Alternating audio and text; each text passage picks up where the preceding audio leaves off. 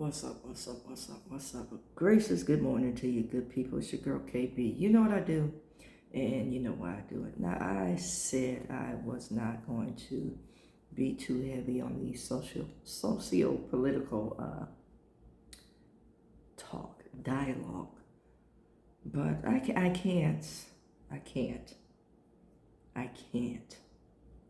stay silent. I'm saying all this to say that Black history, yeah, us melanated people, is American history. I believe it was Langston Hughes that said, I too am the darker brother or sister. Yeah, that part.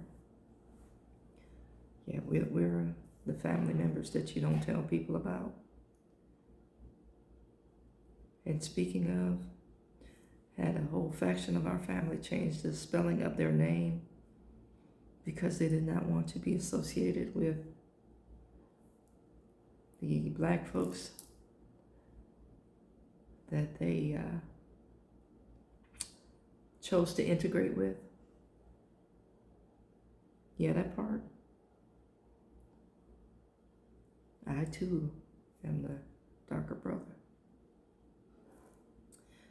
Anywho, let me just get into this because, man, this stinks on ice.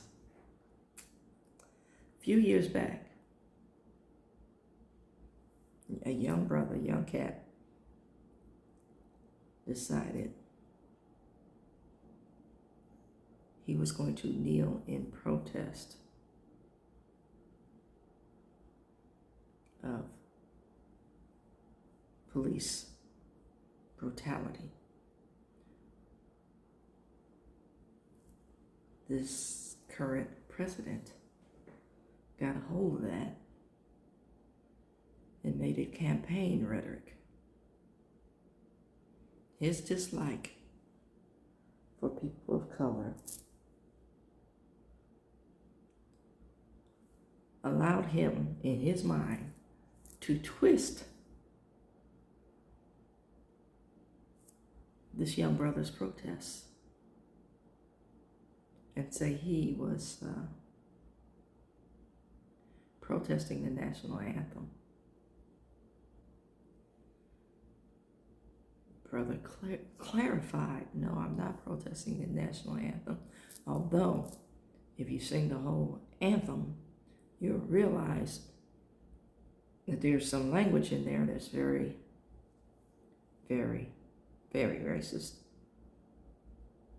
That part. He said very clearly, I am protesting the injustice in some of the policing policies. And again, this current president referred to this man as less than a man. And again, emphasized the protest of the national anthem, although it's been clearly stated that is not what's being protested. And, you know, my guy chose to protest during this time because that is when the athletes are most visible. Then there was this, I want to say, NFL-wide protest where they made a big show. And then some players backtracked and said, oh, I wasn't for it, but I was told I had to do it. And the language got all muddy and I want to say sanitized, or more like anesthetized. That part. And now here we are again. Just read a story that folks are talking about boycotting the Super Bowl because I know the song is the Negro National Anthem or the Black National Anthem now. is also being sung. Now, I'm going to see how the NFL handles this. Now, I stopped watching football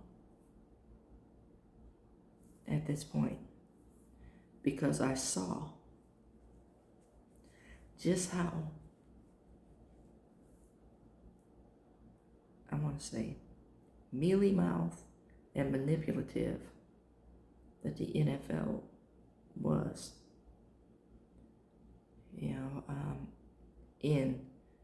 At some point they capitalized on the protest to keep their viewership. Yeah, that part. In the same way they deck everybody out in pink in October for breast cancer awareness. How much of that money actually goes to breast cancer awareness? And you have money to provide all these pink things, but you don't have money to really keep people safe and protect their families.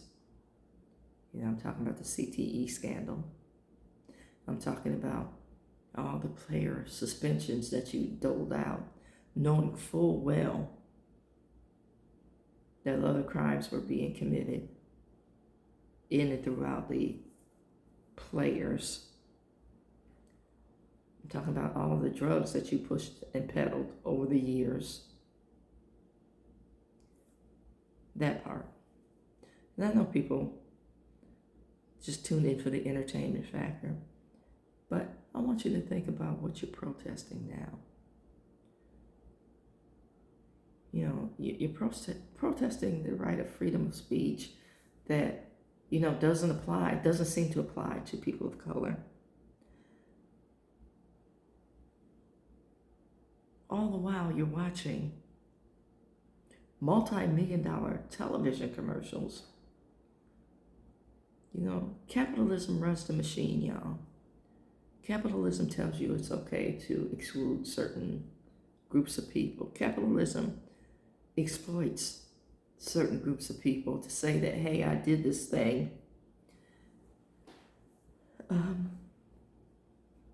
Buy my product. Make me rich. And I'm going to turn around and give it to people who I know are going to oppress and suppress rights. I want you to think about this. Every time you spend $1,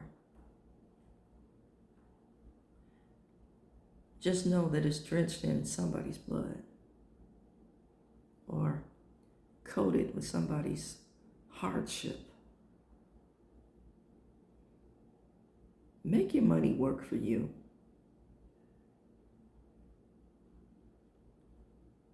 And let's go back to,